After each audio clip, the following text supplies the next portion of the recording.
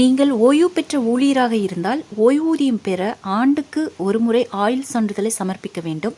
ஆயுள் சான்றிதழை சமர்ப்பிப்பதற்கான கடைசி தேதி நவம்பர் 30 ஆகும். இந்த சான்றிதழை சரியான நேரத்தில் சமர்ப்பிக்கவில்லை என்றால் உங்கள் ஓய்வூதியம் நிறுத்தப்படலாம். ஆனால் நீங்கள் விரும்பினால் இந்த வேலையை வீட்டிலேயே எளிதாக செய்யலாம். இதற்கு டிஜிட்டல் லைஃப் சான்றிதழ் தேவைப்படும்.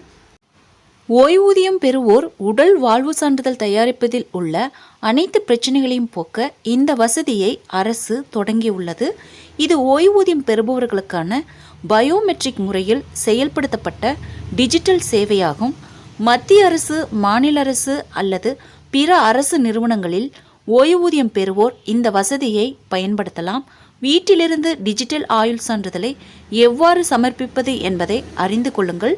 டிஜிட்டல் ஆயுள் சான்றிதழை பெறுவது மற்றும் சமர்ப்பிப்பது எப்படி? ஓய்வூதியம் பெறுவோர் ஜீவன் பிரமான் மற்றும் ஆதார் ஃபேஸ் ஆடி செயலியின் உதவியுடன் முகம், கைரேகை, கருவிழி, பயோமெட்ரிக் தொழில்நுட்பம் போன்ற தங்கள் அடையாளத்தை பாதுகாப்பாக பதிவு செய்யலாம். இதற்கு தொலைபேசியில் இணைப்பு இருக்க வேண்டும். அதேபோல் குறைந்தபட்சம் 5 MB கேமரா சென்சார் இருக்க வேண்டும். இது தவிர வங்கிகள் மற்றும் தபால் நிலையங்கள் போன்ற ஓய்வூதிய அதிகாரங்களில் உங்கள் ஆதார் புதுப்பிக்கப்பட வேண்டும். கூகுள் பிளே ஸ்டோரிலிருந்து உங்கள் மொபைலில் ஆதார் ஃபேஸ் ஆடி மற்றும் ஜீவன் பிரமான் ஃபேஸ் ஆப் ஆகியவற்றை நிறுவ வேண்டும். ஆபரேட்டர் அங்கீகாரத்தை முடித்த பிறகு உங்கள் முகத்தை சரிபார்க்க வேண்டும்.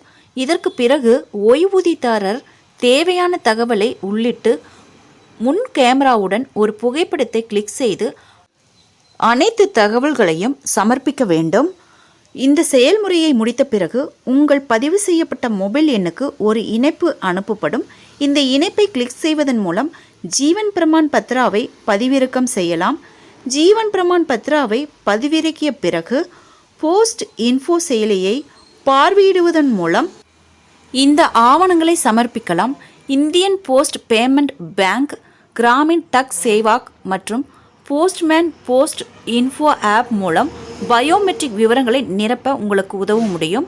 ஆனால் இதற்கு நீங்கள் ₹70 கட்டணம் செலுத்த வேண்டும். நண்பர்களே, மத்திய மாநில அரசு செய்திகளை உடனுக்குடன் தெரிந்து கொள்ள என்னுடைய ஜெனிடா ஸ்டார் சேனலை சப்ஸ்கிரைப் பண்ணுங்கள். நன்றி, வணக்கம்.